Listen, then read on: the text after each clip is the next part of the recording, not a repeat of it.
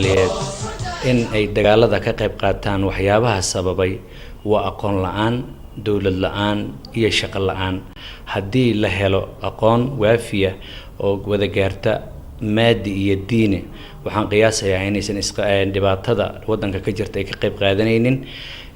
haddii loo helo dhaqaale ku filan oo reerkooda iyo ayaga ku filan, mustaqbalka waa laf-dhabarta ummadda, haddii mustaqbalkooda wax ka shaqeeya ay helaan, waxaan qiyaasayaa inaysan dhibaatada Soomaaliya ka qayb qaadanin.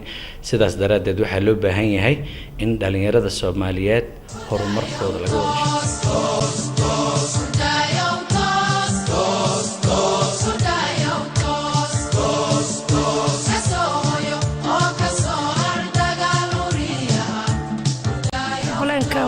dhibaatada ugu weyn waxay tahay dhalinyaradu waxay ku indhaqaadeen dagaalada sokeeye oo magaalada Soomaaliya ka dhacay qasaan magaalada Muqdisho, taasoo muxuu ahaa maskaxdoodii ay raacday barbar dagaalada ka jira wadanka, taasoo ay tahay dhibaatada ugu weyn. haddii ay arki lahaayeen nabadda waxay tahay inay muxuu ahaa kaalin weyn ka qaadan lahaayeen, laakiin aqli maskaxda indhaha markay kala qaadeen ay ku aqli yeesheen, indhaha ku kala qaadeen dagaalo sokeeye oo wadanka ka dhacay.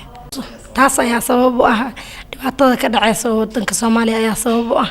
haddii la wacyigelin lahaa dhalinyarada wax loo sheegi lahaa, waxay la tahay inay wax ay fahmi lahaayeen muhiimadda nabadda macaanka ay tahay iyo wanaagga ay leedahay.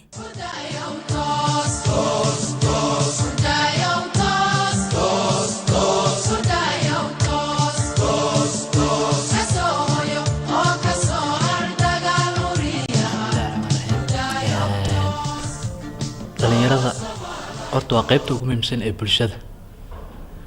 bulshadana ayada ayaa loo baahan yahay inay dhalinyarada wacyi geliyaan, maadaama ayaga ay ka soo baxeen. dhalinyaradan inay dhibkan galaanna waxaa ku kalifaya aqoon la'aan iyo waxbarasho la'aan iyo dhankii dhaqaalaha oo iyo qaar xag jirnimada lagu beero xagga maskaxda aad looga xaday.